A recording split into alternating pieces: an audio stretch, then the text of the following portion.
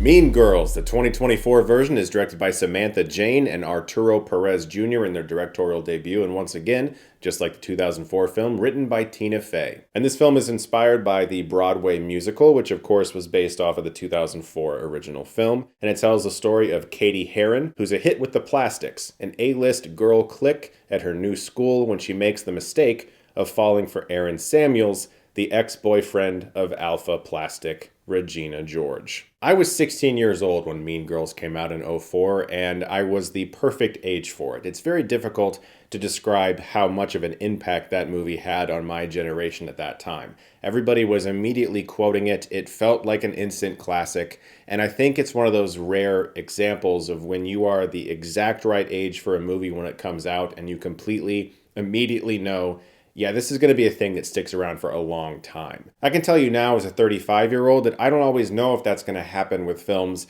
that seemed like they're aimed at audiences younger than I am now. Like when Edge of 17 came out, I loved that movie. I have no idea if it's sticking around in the consciousness of the generation that it's aimed at. I hope it is. It's a great movie. But when I saw Mean Girls in '04, I was like, yeah, this one is not going away. Which is why I was really happy that Tina Fey returned as a screenwriter here, because she also wrote the original film, and she plays the same role even that she played in that movie alongside Tim Meadows, who interestingly also has an arm cast in this movie, but not out of necessity like he did in the '04 version. If you look into the backstory of why he had an arm cast, it's kind of funny. This movie, without a doubt, follows the same structure of the original Mean Girls, pretty much beat for beat. The difference, of course, is that it's a musical. They break out into song, and there's a lot of that. So if that's going to bother you, obviously you're not going to want to see this movie. Musicals aren't necessarily my favorite genre, but when they're done right, like I think in the case of this film, I can have a lot of fun with them. The best part of this movie is the cast. Angourie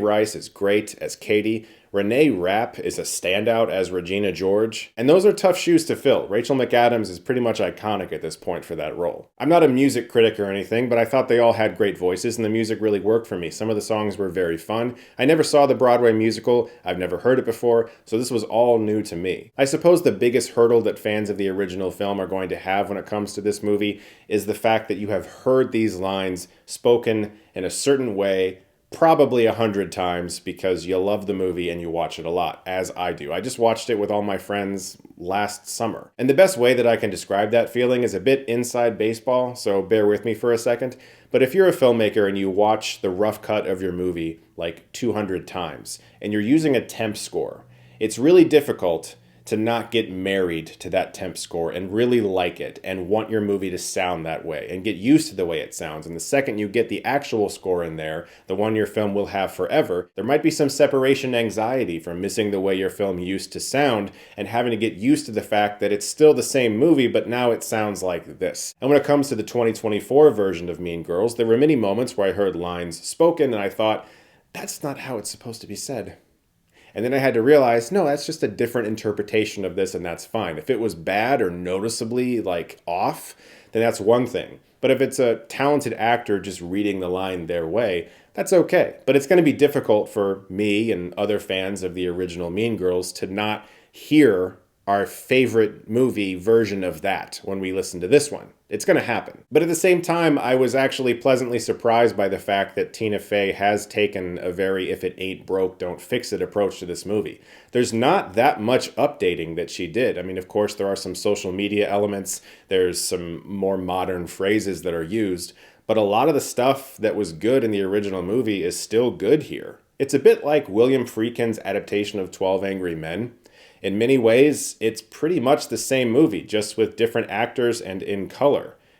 And it's still really good, because that text is great, and Tina Fey is a great writer. But there is a bit of an adjustment period if you're a big fan of the original movie. While you watch this one, you see scenes that you are like, yeah, that's from the original, and I know that. No, wait, now they're singing. That's new. Oh, wait, now we're back to what I know. Oh, they're singing again. But that's not to say the film is bad at all. I mean, I actually did really enjoy it. I think more so than I thought I would. I was actually kind of dreading seeing it because I am such a big fan of the original. And the movie did a lot for me. And I also think that a first-time viewer of this movie who's never seen the original film will have none of these concerns at all. It's just going to be a new experience for them. So if you are a massive fan of the original film, or especially the Broadway musical, check this one out. It's definitely one of the better January movies I've seen. Also, I want to let you know that for the first time in I don't even know how many years, I did a most anticipated movies of the year video. It's going to be coming out on the 15th. Look forward to that. I had a lot of fun sifting through all kinds of movies that are coming out this year. Discovered a few things I didn't even know were coming out. I'm excited to share that with you guys. Thank you so much as always for watching. Look forward to more videos very soon. If you like this, you can click right here and get Stuckmanized.